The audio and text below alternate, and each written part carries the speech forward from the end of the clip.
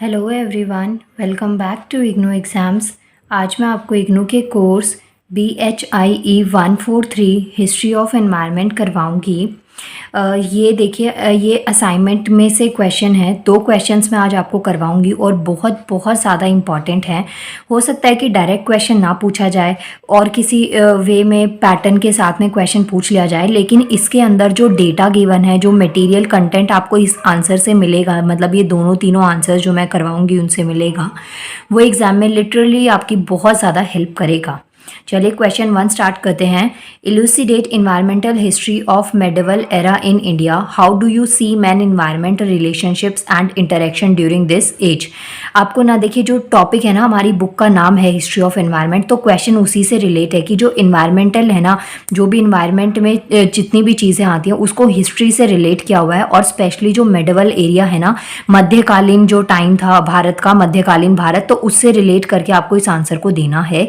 Plus आपको ये भी चीज़ बतानी है कि जो ह्यूमन है ना, चाहे वो मेल हो चाहे फीमेल हो, उनका क्या रिलेशनशिप है, क्या इंटरेक्शन था इन्वायरमेंट के साथ में इस टाइम पीरियड के अंदर, तो ये चीज़ आपको बतानी है। सो देखिए, इसकी आंसर की जो आप स्टार्टिंग करेंगे तो वो फर्स्ट जो पॉइंट है वो 500 BC से 1638 AD तक का जो टाइम पीरियड है वो आप इस आंसर में काउंट करने वाले हैं। सो इसमें बहुत सारी पॉलिसीज़ और जो लॉज थे ना एशियंट इंडिया में, इन्वायरमेंट की अवेयरनेस को स्प्रेड करने के लिए कि इन्वायरमेंट क्यों इम्पॉर्टेंट है, किस तरीके से ये हमारे काम आता है। तो जो भी इंडियन वैली सिविलाइजेशन था ना, कि जैसे नॉर्दर्न इंडिया में 5000 ईयर्स एगो जो पहले का जो टाइम था, 5000 साल कम से कम पहले का जो टाइम था, तो उस टाइम में ये चीज़ जो इन्वायरमेंटल अवेयरनेस थी ना, वो तब भी एग्जिस्ट करती थी। जो इंडियन वैली सिविलाइजेशन था उस टाइम पे भी ये चीज़ काफ़ी अवेयरनेस स्प्रेड हो चुकी थी और ये चीज़ एग्जिस्ट करती थी। अब इसका सबूत क्या है, एविडेंस क्या है, तो जो आर्कियोलॉजिकल एविडेंसेस है ना, जो कि हड़प्पा और जो मोहनजोदारो की जो साइट्स है ना सिविलाइजेशन की, वहाँ से हमको ये चीज़ें मिली हैं। जैसे कि अपने अर्ली मैन तो देखे नहीं थे, लेकिन हमने हिस्ट्री में पढ़ा है, केव्स वगैरह देखे, अजंता एलोरा की जो गुफाएं हैं वहाँ पे स्ट्रक्चर्स देखे हैं केव्स में, तो उससे हमको थोड़ा आइडिया लगा कि हाँ भाई, ये चीज़ ऐसी दिखती थी, ये ऐसे, ये हंटर गैदर्स थे, इस तरीके का डांस परफॉर्मेंस होता था, ऐसे ग्रुप एक्टिविटीज़ होती थी। तो वो सब चीज़ें उन्होंने क्या था, और कुछ हमें जो एविडेंस मिले वो रिटर्न में मिले, प्लस कुछ जो एविडेंस हमको मिले वो वहाँ पे जो केव्स थी, गुफाएं थी, उनमें पत्थरों की लकीरों, पत्थरों से वो उसमें डिज़ाइन बनाया हुआ था, और जिससे हमें ये सब चीज़ें पता चली कि हाँ वो पेंटर भी थे, ये चीज़ें वो करते थे, काम ये सब करते थे। तो ये सब एविडेंस हमें मिले हुए हैं। और जो इन्वायरमेंटल रिलेशनशिप है या जो इन्वायरमेंटल हिस्ट्री है उसके जो एविडेंस है वो कहाँ से यूजुअली आपको दिख रहे हैं, जो आर्कियोलॉजिकल एविडेंस है ना, वो कहाँ से, हड़प्पा और जो मोहनजोदारो जो है ना, जो सिविलाइजेशन साइट्स है वहाँ से हमें ये ज़्यादातर देखने को मिले हैं। इसके अलावा जो हमें एविडेंस मिले वो उनकी जो अवेयरनेस थी ना, हाइजीन के ऊपर, साफ़ सफाई, सैनिटेशंस के ऊपर, प्लस जो उन्होंने कंस्ट्रक्शन करी थी वेंटिलेटेड हाउसेस को, और जो ऑर्डर वाइज स्ट्रीट्स को, न्यूमरस वेल्स थे, बहुत सारे कुएं, बाथरूम्स, पब्लिक बाथ्स, और जो अंडरग्राउंड ड्रेनेज होता है, ये सब चीज़ें ना पहले से बनाई हुई थी, बिल्ड करी हुई थी, जिसके बिहाफ पे हमने ये एक चीज़ निकाली, कॉन्क्लूजन निकाला कि हाँ ऐसा कुछ वहाँ पे होता था। जैसे जो जो रॉयल फैमिलीज़ होती थी, राजा महाराजा होते थे, उनकी फैमिलीज़ के लिए अलग से नहाने का जो प्लेस था, हमाम जिसको कहते हैं, तो वहाँ पे सारी फैसिलिटीज़ थी, नहाने की, टॉयलेट की, मतलब ये सब चीज़ें ना पहले भी ये एग्जिस्ट करती थी। बस ये है कि आज का जो टाइम है ना उसमें बहुत ही मॉडर्न स्ट्रक्चर एक तरीके से बन गया है, लेकिन पहले के टाइम पे मॉडर्न नहीं, बट हाँ वो चीज़ें एग्जिस्ट करती थी। वेंटिलेशन आपको घर में देखने को मिलता ही मिलता था। जैसे आज की डेट में जो सिटी टाउन वाला एरिया ना, वहाँ पे हम लोग शाफट बनवा देते हैं वेंटिलेशन के परस्पेक्टिव से, तो ऐसा वो सब चीज़ें आपको वहाँ पे पहले भी देखने को मिलती थी। इसके अलावा जो प्रोटेक्शन है और इन्वायरमेंट की क्लीनिंग है वो वैदिक कल्चर से ही चली हुई आ रही है। इसमें कुछ आपको टाइम पीरियड दे रखे हैं, एरा वगैरह बता रखा है कि कहाँ कहाँ पे इसके बारे में लिखा हुआ है। तो पहला तो जो टाइम है वो है, देखिए, चाणक्य संहिता का जो टाइम था 900 BC से 600 BC का, जो कि मेडिकल साइंस बुक है, 900 BC से 600 BC। इसके अंदर उन्होंने बहुत सारे जो इंस्ट्रक्शंस थे उनको यूज़ किया हुआ है कि वाटर को कैसे, जो वाटर की प्योरिटी उसको कैसे मेंटेन किया जाएगा, किस तरीके से उसके इंपॉर्टेंस है, तो ये चीज़ें आपको बता रखी हैं। इसके अलावा ये फर्स्ट है मेडिकल साइंस वाली बुक। सेकंड जो है वो अर्थशास्त्र जो है, एक एशियंट बुक है जिसमें जैसे क्राफ्ट से रिलेटेड इकोनॉमिक पॉलिसी हो गई, मिलिट्री स्ट्रेटजीज हो गई, तो ये सब चीज़ों के बारे में काफ़ी चीज़ें दे रखी है। इसके अलावा बहुत सारी जो पनिशमेंट्स है ना वो भी बुक्स में मेंशन करी हुई हैं कि जो पेड़ है उनको काटने पे क्या क्या पनिशमेंट्स मिलेंगी, अगर फॉरेस्ट को डैमेज कर दिया जाए या एनिमल्स की अनवांटेड किलिंग कर दी जाए। बहुत से ऐसे एरियाज़ थे जहाँ पे सिर्फ रॉयल फैमिलीज़ जो है ना वो उसकी जो एनिमल्स है उनको मार सकते थे, लेकिन बहुत सारी ऐसी जगह हैं जहाँ पे कॉमन पीपल के लिए भी ये चीज़ थी, लेकिन एक लिमिट में। तो ये चीज़ों पे भी काफ़ी प्रोहिबिटेड कर दिया था कि एनिमल्स को नहीं मारना है, प्रोटेक्शन देनी है एनवायरनमेंट को, फॉरेस्ट को डैमेज होने से बचाना है। प्लस जो बहुत सारे जो इन्वायरमेंटल एथिक्स होते हैं ना, जैसे कि नेचर हमारे लिए बहुत इंपॉर्टेंट है, इकोसिस्टम हमारे लिए बहुत इंपॉर्टेंट है, तो इसके लिए बहुत सारे किंगडम्स के थ्रू रूल्स बनाए गए, रेगुलेशंस दी गई, लॉज को मेंटेन किया गया, पनिशमेंट्स बनाई गई, जिससे कि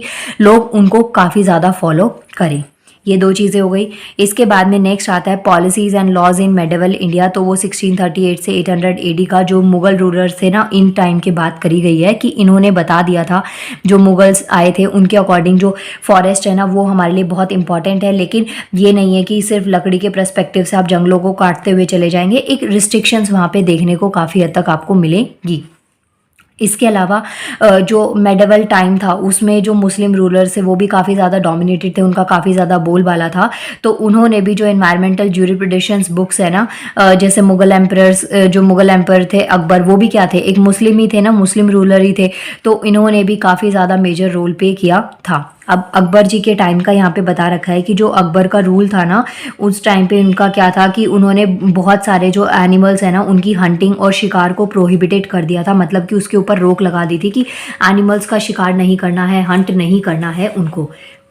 और ये किसके टाइम पीरियड की बात मैं कर रही हूँ, जो मुगल थे अकबर, उनके टाइम की मैं बात कर रही हूँ। जो मेडिवल पीरियड था उसमें उन्होंने प्रोहिबिटेड कर दिया था हंटिंग और शिकार को, जो फॉरेस्ट में जो एनिमल्स हैं उन सब के बारे में। इसके अलावा बहुत सारे जो इनिशिएटिव्स थे उनको लिया गया था मेडिवल पीरियड में, एनवायरनमेंट को प्रोटेक्ट करने के लिए, कंजर्वेशन करने के लिए, जितने भी नेचुरल रिसोर्सेज हैं उनको कंजर्वेशन करने के लिए। प्लस हर एक जितने जो नेचुरल रिसोर्सेज हैं, चाहे वेल हो, कुआं हो, तालाब हो या फिर पेड़ पौधे होते हैं, तो उनके साथ में ना लोगों के बहुत सारे एक रिलीजन, जो धर्म होते हैं, इमोशंस होते हैं, वो जुड़े हुए होते हैं। तो वो चीज़ों को किसी भी तरीके से ये नहीं रोका जाएगा, तो ये उन चीज़ों को नुकसान नहीं पहुंचाया जाएगा। ये सब चीज़ें हो गई थी। प्लस यहाँ पे एक आपको इम्पॉर्टेंट पॉइंट बता रखा है कि जो मेडिवल पीरियड था ना, जो मेडिवल टाइम था, उस टाइम पे ज़्यादा इनिशिएटिव्स नहीं लिए गए थे। मेनली जो फोकस था ना कि शिकार नहीं करना, लेकिन जो अकबर के टाइम पे भी बहुत सारे ऐसे टाइम थे जो रूलर्स थे ना, उनका क्या था कि उनको सिर्फ जंग लड़ने से मतलब था। तो उस टाइम पे उनको सिर्फ ना एम्पायर बिल्ड करना था, रिलीजन जो है ना उनका धर्म है उसको आगे बढ़ाना था। तो उस वजह से वो काफ़ी हद तक ना, ये एक नेगेटिव पॉइंट में आप लिख सकते हैं कि वो सिर्फ और सिर्फ ना वॉर लड़ने में ही इंटरेस्टेड थे। रिलीजन का जो प्रमोगेशन है उसको बढ़ाना, प्रमोट करना, एम्पायर बिल्डिंग करने में ही वो ज़्यादा मग्न हो गए थे। तो उस टाइम पे ऐसे जो प्रोटेक्शंस थे ना वो कम देखने को मिले थे कुछ रूलर्स के टाइम पे। इसके अलावा नेक्स्ट यहाँ पे आप और लिख सकते हैं कि जो रॉयल ट्रीज है ना, उनको ये था कि हाँ उनको नहीं काटा जाएगा। बाकी तो ऑलमोस्ट जो ट्रीज वगैरह ना हंटिंग एनिमल्स की, तो उन पे बहुत कम रिस्ट्रिक्शंस देखने को मिलते थे। तो ये सब पॉइंट्स आप अपने आंसर में ऐड ऑन कर सकते हैं। इसके अलावा और आप यहाँ पे इनका लिख सकते हैं, जैसे जो महाभारत हुई थी उस टाइम पे भी काफ़ी ट्रीज़ वगैरह डैमेज हो गए थे, काफ़ी फॉरेस्ट वगैरह, काफ़ी ज़मीनें वहाँ पे बर्बाद हो गई थी लड़ाई वगैरह में। इसके अलावा आप चाणक्य जी का लिख सकते हैं। ये काफ़ी इंपॉर्टेंट पॉइंट्स हैं यहाँ पे, है ना। जो चाणक्य जी का रेफरेंस था कि विकृति, जो पॉल्यूशन है उसको लोगों को वार्न किया, उसके साइड इफ़ेक्ट्स बताए कि जो एयर की इम्प्योरिटी है या जो पॉल्यूटेड वाटर है वो हमारे लिए कैसे हार्मफुल है। तो ये सब पॉइंट्स आप लिख सकते हैं। इसके लिए देखिए यहाँ पे चाणक्य का बता रखा है, जो कि बेसिकली हिंदू धर्म में हम इनको ज़्यादा मानते हैं। सॉरी गला। इसके अलावा कुरान में भी माना जाता है। जैसे देखिए ये हिंदू धर्म का हो गया, यहाँ पे मुस्लिम्स का बता रखा है, यहाँ पे क्रिश्चियंस का, बुद्धिज़्म में, तो सब जो रिलीजन्स है ना, अलग अलग रिलीजन में आपको अलग अलग चीज़ें बता रखी हैं। इसके अलावा कुरान में ये चीज़ लिखी हुई है कि do not make mischiefs on the earth, मतलब कि जो भी नेचर है, इन्वायरमेंट है, उसके साथ कोई भी खिलवाड़ नहीं होना चाहिए, क्योंकि फिर जब नेचर हमसे अगेंस्ट में उसके बदला लेता है ना, वो बहुत हैवी हमको पड़ जाता है। तो ये कुरान में मेंशन है। इसके अलावा जो क्रिश्चियंस हैं, वो जो न्यूबॉर्न चाइल्ड होता है उसको पानी से, एक मतलब कि धर्म से चीज़ों को रिलेट करा उन्होंने कि जिससे कि ना लोग ना उन चीज़ों को डैमेज ना करें, उनको ज़्यादा नुकसान ना पहुँचाएं। तो ये सब पॉइंट्स आप यहाँ पे लिख सकते हैं। इसके अलावा जो बुद्धिज़्म है, गौतम बुद्धा हैं, उन्होंने जो ट्रीज़ हैं उनकी इंपॉर्टेंस बताई, शेड शेल्टर्स की क्या चीज़ें प्रोवाइड करनी चाहिए, वो सब चीज़ों पे उन्होंने वर्क किया। तो ये पॉइंट्स आप अपने आंसर में लिख सकते हैं। ये चारों जो नीचे वाले पॉइंट्स हैं ना, काफ़ी ज़्यादा इंपॉर्टेंट है। देखिए, पहले आप यहाँ पे कुछ पॉलिसीज़ का बताएंगे, उसके बाद में जो रूलर्स हैं ना उनके अकॉर्डिंग 2 4 5 पॉइंट्स आप लिख देंगे। उसके बाद में ये वाला जो पॉइंट है ना, ये काफ़ी इंपॉर्टेंट है कि चाणक्य के अकॉर्डिंग क्या उन्होंने किया, कुरान में क्या लिखा हुआ है, क्रिश्चियंस के अकॉर्डिंग क्या मानना था, बुद्धिज़्म जो था, गौतम बुद्ध थे, उनका क्या पर्सपेक्टिव था। तो ये पॉइंट्स आप अपने आंसर को और इफेक्टिव बना सकते हैं। मानिए आंसर में आपको ज़्यादा पॉइंट्स नहीं लिखने आ रहे, तो जो हेडिंग्स है ना, ये जो मेन हेडिंग्स है, इनको आप थोड़ा हाईलाइट कर दीजिएगा और उसके बाद में आप इसको लिखेंगे ना तो फिर ज़्यादा दिक्कत नहीं आएगी। इसके बाद में नेक्स्ट आता है man and environment relationships in medieval India. जो आदमी और जो मतलब ह्यूमंस थे ना, ह्यूमन बीइंग का जो इन्वायरमेंटल रिलेशनशिप्स था ना मेडिवल इंडिया में, वो कैसा था, क्या चीज़ें वहाँ पे समझा रखी थी। तो देखिए, यहाँ पे आपको ना कुछ बीमारियों के, कुछ प्रॉब्लम्स के बारे में भी रिलेट करते हुए आंसर को लिखना है।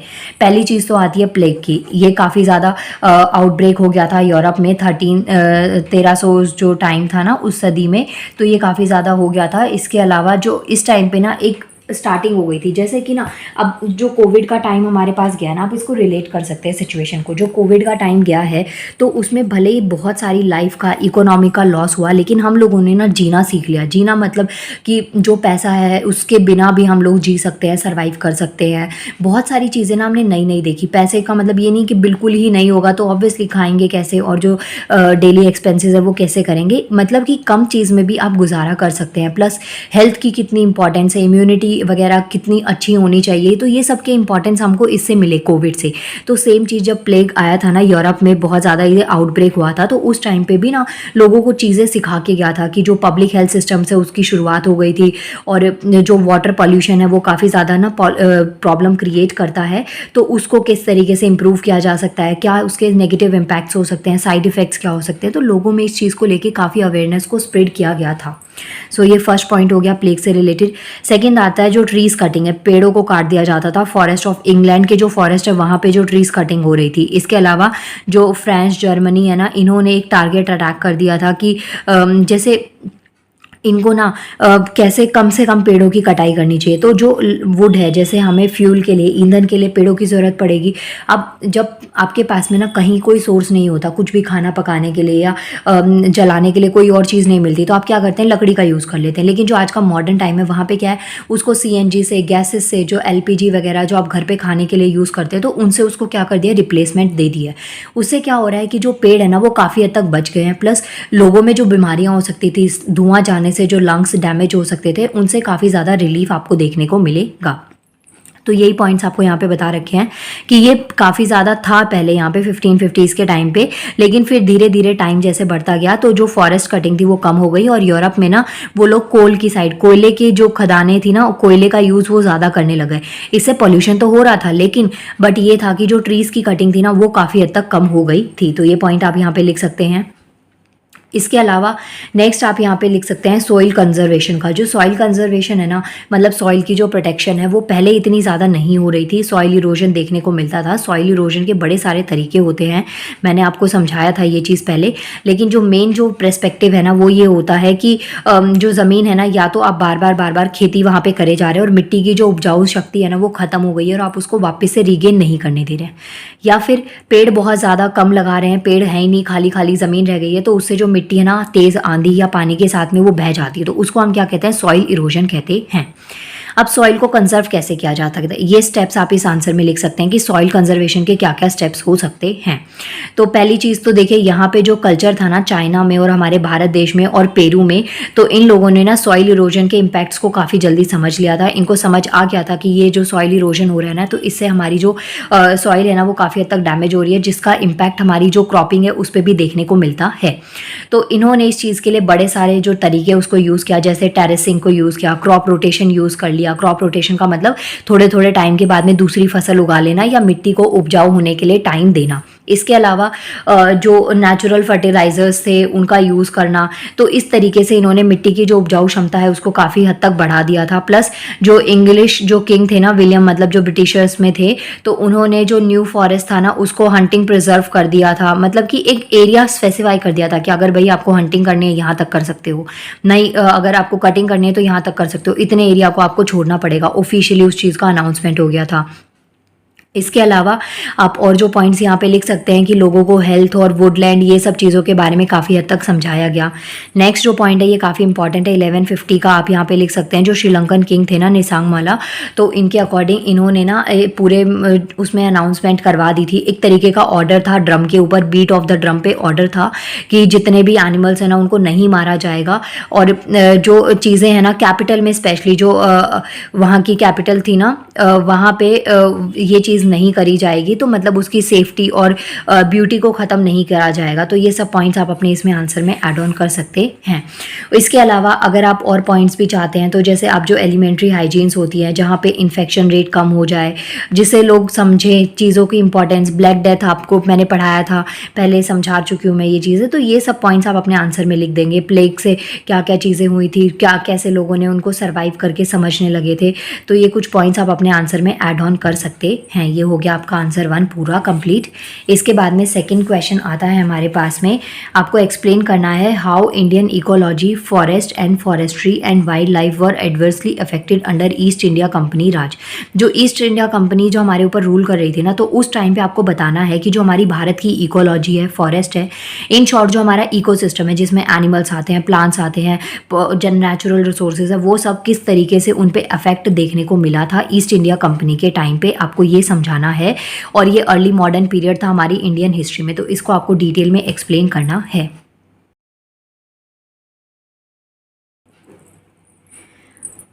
ये जो सेकंड आंसर है आपके पास में, इसे आप बहुत बहुत अच्छा लिख सकते हैं, क्योंकि देखिए जो हमारा भारत देश है ना वहाँ पे बहुत सारा कल्चर है, अलग अलग वेरिएशंस आपको देखने को मिलती हैं। Geographical area wise, region to region आपको अलग अलग कल्चर देखने को मिलेगा, उनकी अपनी अलग कल्चरल प्रैक्टिसेस होती हैं, टोपोग्राफी, क्लाइमेट चेंजेस, बहुत सारी ये जो यूनिकनेस है ना, ये इंडिया को काफ़ी हद तक एक यूनिक सब कॉन्टिनेंट डिक्लेयर करता है। इन सब कल्चर और ये सब जो यूनिकनेस आपको देखने को मिलती है ना, अलग अलग भिन्नताएं भारत देश में, तो उसकी वजह से आप देखिए यहाँ पे क्या पॉइंट्स आप लिख सकते हैं कि हमारा जो भारत देश है ना, इंडिया एक यूनिक सब कॉन्टिनेंट है जहाँ पे आपको बहुत ज़्यादा वैरायटी में वेरिएशंस देखने को मिलती हैं, जोग्राफिक एरिया में, टोपोग्राफी में, क्लाइमेट के पर्सपेक्टिव से। बहुत सारे डिफरेंट टाइप के फॉरेस्ट है, वेटलैंड्स हैं, आइलैंड्स हैं, ओशंस हैं, जो हमारे भारत देश में क्या करते हैं, एग्जिस्ट करते हैं, जिसकी अपनी एक अलग इंपॉर्टेंस होती है, अलग उनका पर्सपेक्टिव होता है, अलग यूज़ होता है। इसके अलावा जो इकोसिस्टम है ना, वातावरण है, पर्यावरण है, उसमें भी आपको बहुत टाइप की जो डाइवर्सिटी है वो देखने को मिलती है, चाहे वो कोल्ड हो, चाहे वो जैसे जैसे हाइट हो, हिमालयाज़ हैं, हिमालयाज़ में भी आपको अलग अलग टाइप की रेंजेस देखने को मिलती है, नॉर्दर्न हिमालय, सेंट्रल हिमालय, हिमाद्री, ये सब।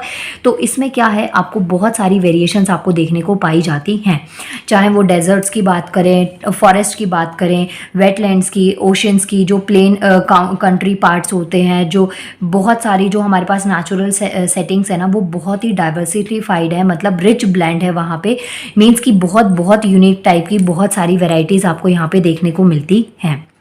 अब जो जैसे जो नेचुरल जितनी भी हमारे और जो बायोलॉजिकल रिसोर्सेज हमारी कंट्री के ना, वो बहुत ज़्यादा अमाउंट में हमारे पास प्रेजेंट है, लेकिन जिस तरीके से हम उनका एक्सप्लॉयटेशन कर रहे हैं ना, तो उसकी वजह से क्या है कि एक पर्टिकुलर टाइम के बाद में ना वो ख़त्म हो जाएंगे, ये चीज़ आपको पता है। प्लस जैसे इनका ना यूज़ बहुत ज़्यादा बढ़ गया है, एक्सप्लॉयटेशन मतलब इनको डैमेज करना बहुत ज़्यादा लार्ज स्केल पे होने लग गया है, जैसे कि डिग्रेडेशन हो रहा है, जो फॉरेस्ट हैं, प्लांट्स हैं, उनको हम ख़त्म कर रहे हैं, प्लांट्स की कटिंग करे जा रहे हैं, जंगलों को साफ करे जा रहे हैं, क्योंकि इंडस्ट्रियल बेसिस पे, तो इसकी वजह से ना हमें हमारे इन्वायरमेंट पे बहुत ही जो नेगेटिव इम्पैक्ट है ना वो देखने को मिलता है। तो ये पॉइंट्स आप अपने आंसर में डेफिनेटली लिखिएगा। इसके अलावा जैसे जो इमोरियल एफर्ट्स होते हैं ना हमारे लोगों के, जैसे चीज़ों को कंजर्व नहीं करना, सिर्फ और सिर्फ ना खर्च करे जा रहे हैं, यूटिलाइज करे जा रहे हैं नेचुरल रिसोर्सेज को, जो कि एक सस्टेनेबल मैनर में हम लोग यूज़ करे जा रहे हैं, कि बिना मतलब सोचे समझे ना हम चीज़ों को यूज़ करें, बिना ये सोचे कि हाँ वो चीज़ हमारे फ्यूचर पर्सपेक्टिव से कितनी ज़्यादा इंपॉर्टेंट है, है, और ये सब चीज़ें हम नहीं सोचते। लेकिन इसमें ना हमारी बहुत सारी जो कस्टमरी हैं, कम्युनिटी नॉर्म्स होते हैं जो सोसाइटी में इन्वायरमेंट को प्रोटेक्ट करने के लिए इन्वॉल्व होती हैं, तो वो सब इंपॉर्टेंट की रोल प्ले करती हैं। जैसे जैसे टाइम चेंज हो रहा है, जैसे जैसे टाइम और सिनेरियो में चेंजेस आ रहे हैं ना, तो उस टाइम पे आपको जो अनडॉक्यूमेंटेड ट्रेडिशनल डॉक्ट्राइन्स है ना, वो एक तरीके से चीज़ों को देख रही हैं। जैसे पहले ना इतना चीज़ें, पहले पॉपुलेशन कम थी, तो उसकी वजह से जो रिसोर्सेज है ना, वो हमारे पास बहुत बल्क में अवेलेबल थे, जिसका हम बेधड़ाके से यूज़ कर रहे थे। लेकिन आज की डेट में क्या है, पॉपुलेशन ना एक पर्टिकुलर एरिया में बहुत ज़्यादा बढ़ती हुई जा रही है। पॉपुलेशन बढ़ने की वजह से क्या हो रहा है, ग्लोबलाइजेशन बढ़ रहा है। ग्लोबलाइजेशन और ये सब चीज़ें बढ़ने की वजह से जो रिसोर्सेज है ना, उनकी कमी देखने को मिलेगी। अब रिसोर्सेज की कमी होती है तो फिर चीज़ स्टार्ट होती है मिलावट और करप्शन। तो ये सब चीज़ें जो है ना, हमारी जो इंडस्ट्री है या फिर जो हमारी इन्वायरमेंट है, इकोसिस्टम है, उसमें ये नेगेटिविटी लाते हैं। कुछ आपको यहाँ पे नेगेटिव पॉइंट्स दे रखे हैं जो हमारे इन्वायरमेंट इकोसिस्टम के लिए बहुत नेगेटिव रोल प्ले करते हैं। उसमें क्या क्या चीज़ें आती है, जैसे कि इंडस्ट्रियल डेवलपमेंट हो रहा है, इंडस्ट्रीज़ को बनाया जा रहा है, पॉपुलेशन जो है ना वो बहुत ज़्यादा इंक्रीज़ हो रही है, अर्बनाइजेशन बढ़ रहा है, मतलब कि जो लोग ना विलेजेस से, गाँव की साइड से ना लोग टाउन और सिटी की साइड ज़्यादा आ जा रहे हैं। तो उस टाइम पर क्या हो रहा है, पॉपुलेशन का लेवल बहुत ज़्यादा बढ़ रहा है, अर्बनाइजेशन इतना ज़्यादा बढ़ रहा है, जिसकी वजह से रिसोर्सेज की कमी ना वहाँ पर कम पड़ती जा रही है। जैसे कि एग्जाम्पल लीजिए, मानिए आपके घर पे कोई गेस्ट आते हैं, तो अगर एक अमाउंट में वो एक बार में बहुत ज़्यादा आ जाते हैं, तो आपके पास में जो खाना है, जो भी चीज़ें हैं, वो ऑब्वियसली कम पड़ जाती हैं, फिर आपको उसके लिए और ज़्यादा खरीदना पड़ता है। तो सेम चीज़ यही होता है कि एक टाउन में, सिटी में जब अमाउंट से ज़्यादा लोग आने लग जाते हैं, तो उस टाइम पर जो रिसोर्सेज है ना, वहाँ पर काफ़ी कम पड़ने लग जाते हैं, और उसकी पूर्ति के लिए हमें और चीज़ों को खरीदना पड़ता है। अब रिसोर्सेज तो एक लिमिट में ही है, अब वो चीज़ हमें जब नीड पूरी नहीं होती, तो उस टाइम पर जो इन्फ्लेशन है ना, महंगाई वो है, वो काफ़ी ज़्यादा हद तक बढ़ जाती है। तो नेगेटिव पॉइंट्स में आप क्या क्या लिखेंगे, इंडस्ट्री डेवलपमेंट बहुत ज़्यादा तरीके से हो रहा है, जितने भी इंडस्ट्रीज़ बनती हैं, डिपार्टमेंट्स बनते हैं, एमएनसीज़ बनती हैं, तो वहाँ पे ना बहुत सारी चीज़ों की ज़रूरत होती है, और उनसे बहुत ज़्यादा पॉल्यूशन जनरेट होता है। पॉल्यूशन जो है वो किसी भी टाइप का हो सकता है, नॉइज़ पॉल्यूशन हो सकता है, एयर पॉल्यूशन हो सकता है, किसी भी तरीके से लैंड पॉल्यूशन, तो कोई भी टाइप हो सकता है वहाँ पे पॉल्यूशन का। प्लस जो अर्बनाइजेशन है वो बढ़ती जा रही है, पॉल्यूशन प्लस पॉपुलेशन दोनों ही चीज़ें इंक्रीज़ हो रही हैं। देखिए ये सब चीज़ें आपस में ना रिलेट करती हैं। जैसे जैसे इंडस्ट्री डेवलपमेंट हो रहा है, इंडस्ट्री डेवलपमेंट क्यों हो रहा है, क्योंकि पॉपुलेशन बढ़ रही है, लोगों को ज़रूरत है, काम की ज़रूरत है और रिसोर्सेज की ज़रूरत है, तो उनकी प्रोडक्शन के लिए और काम की जो ज़रूरत है उसको पूरा करने के लिए इंडस्ट्रीज़ की ज़रूरत है। तो इसकी वजह से ये सब चीज़ें काफ़ी देखने को मिलती हैं। अब इंडस्ट्री कहाँ बनेगी, कोई अपने छत पे तो घर पे बनाता नहीं है, तो उसके लिए क्या चाहिए, ज़मीन चाहिए। ज़मीन किससे मिल सकती है, डिफॉरेस्टेशन से। जो पेड़ हैं, जंगल हैं, उनकी कटाई कर देने से हमें क्या मिलती है, ज़मीन मिल जाती है। तो ये सब पॉइंट जो है ना, ये काफ़ी नेगेटिविटी में आप इसमें लिख सकते हैं। इसके अलावा जितने भी वाटर रिसोर्सेज हैं उसका मिसमैनेजमेंट हो रहा है, अच्छे तरीके से हम इसको यूज़ नहीं कर पा रहे हैं, तो ये सब पॉइंट जो है ना इन्वायरमेंट पे एक नेगेटिव इम्पैक्ट डालते हैं।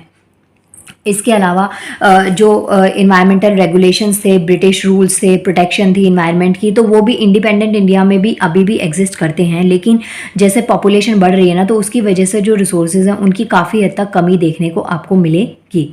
इसके अलावा आप और पॉइंट इसमें क्या लिख सकते हैं, जो यहाँ पे मैंने आपको की फैक्टर्स में दे रखे हैं, कि जैसे ना जो लोग हैं ना उनके पर्सपेक्टिव से गवर्नमेंट ने बहुत सारी चीज़ें नई नई ट्राई करी कि हाँ भाई हमको ये चीज़ें स्टार्ट कर देनी चाहिए, जिससे ना लोग उसको प्रोटेक्ट करें, उसको प्रोटेक्शन दे। प्रोटेक्शन देने से ये होगा कि लोग ना उसको, उसकी इम्पॉर्टेंस को काफ़ी हद तक समझेंगे। तो ये चीज़ें आप यहाँ पे लिख सकते हैं, जैसे कि जो एशियंट और मेडिवल पीरियड था उसमें इन्वायरमेंटल कंजर्वेशन किस तरीके से हो रही थी, तो वो इम्पॉर्टेंट हो गया था। 3 एपेक्स जो है ना, जो इवैल्यूएशन है ना इन्वायरमेंटल लेजिस्लेशन का, उसको 3 कैटेगरीज में डिवाइड किया गया है। वो तीनों कैटेगरीज मैंने यहाँ पे आपको लिख दी हैं। जैसे पहला जो था, जो इन्वायरमेंटल कंजर्वेशन था, एशियंट और जो मेडिवल पीरियड था ना, प्राचीन और मध्यकालीन जो टाइम पीरियड था, उसके बीच में जो इन्वायरमेंटल कंजर्वेशन है कि फॉरेस्ट को कैसे प्रोटेक्ट किया जा सकता है, हंटिंग पे कैसे स्टॉपेज लगा दी थी कि हाँ ये चीज़ नुकसानदायक है तो ये चीज़ नहीं करनी है। तो ये सब पॉइंट्स आप इसमें आंसर में लिख सकते हैं।